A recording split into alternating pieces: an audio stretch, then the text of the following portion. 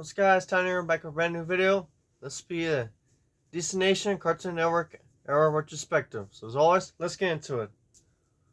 So I'm having a lot of fun with these DC retrospective videos. It gives me a chance to talk about a lot of the shows I like and a lot of the stuff I grew up with. And this uh, era Destination for sure is an era that I grew up on. This is probably one of my favorite memories, and it's one of the last memories I have of watching Saturday morning cartoons. I know on Disney XD and the Marvel side, yeah, Marvel Universe, and then from 2010, I believe, all the way to 13, yeah, Destination, and I watched a lot of these shows on there. So it started with Young Justice, and honestly, I really thought Young Justice was a breath of fresh air. I totally did not expect it. And to me, Young Justice, where Teen Titans left off, Young Justice kind of picked up.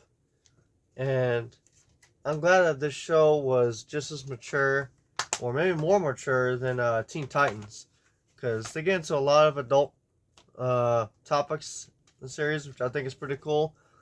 And I'm glad that we finally got to see a lot of the partners of the most famous DC characters together.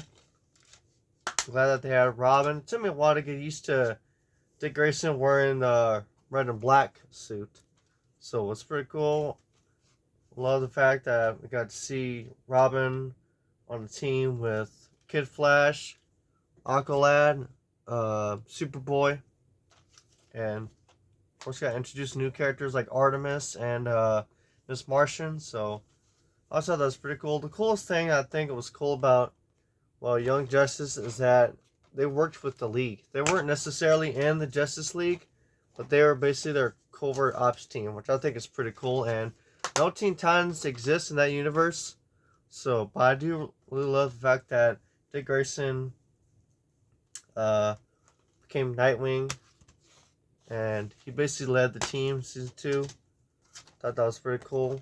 And I'm just glad that they gave us new characters in season 2, and of course, still have some of the fan favorites. Still not over the fact that they killed off Wally. And they did cancel Injustice, and then they brought it back on DC Universe season 3.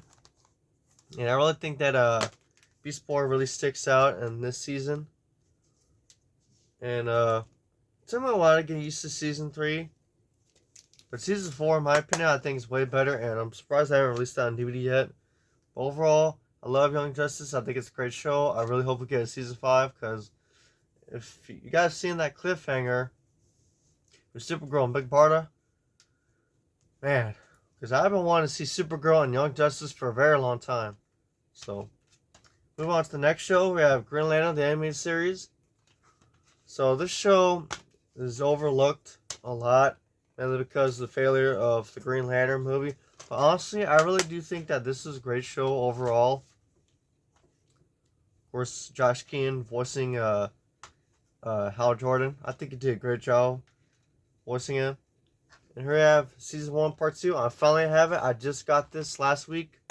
So, for sure I'm going to binge watch the whole series, because I've actually never watched the whole series. I never got that far. I watched most of it on DC Nation. So, the same with Young Justice. And here's another cartoon I think is overlooked. Beware the Batman. And I think the show could have been better if they could have introduced more of the well-known villains. So, but I do think it was pretty interesting that they had a lot of the obscure villains I didn't even know about, like Anarchist or Anarchy, I think that's his name. Then Professor Pig and Mr.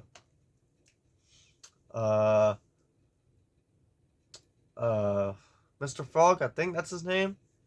But I do hate how this show ended on a cliffhanger with Ra's al Ghul. I think that was pretty crappy. And I remember the teaser for, I guess it's supposed to be the Batgirl show that was in at the end of Batman Brave and the Bold. I really thought we were going to get a CGI Batgirl show. I was very surprised, and then we got this. So, but I think that the voice actor did a pretty good job voicing Batman. I think Kerwood Smith as uh, Commissioner Gordon was great.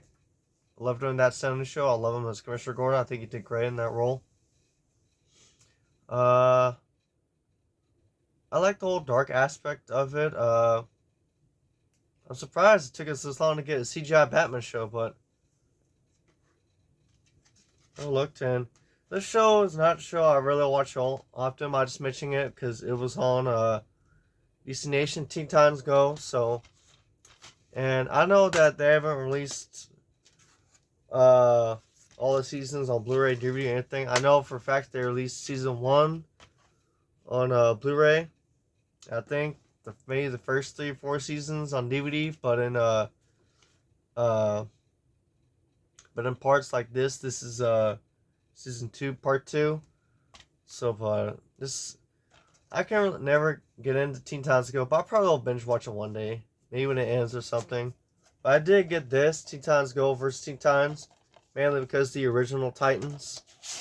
So, but honestly, I do think that the writing and the plot could have been better in this movie. But I did hear that the Teen Titans Go to the Movies movie, I did hear that one was pretty good. I know it was certified fresh on Rotten Tomatoes, but so you guys all already know why I got this for the Titans for 2003. So, but I really do think it was an interesting crossover. It was pretty cool how they pulled in the Titans from the DC animated movie universe in there. I thought that was pretty cool.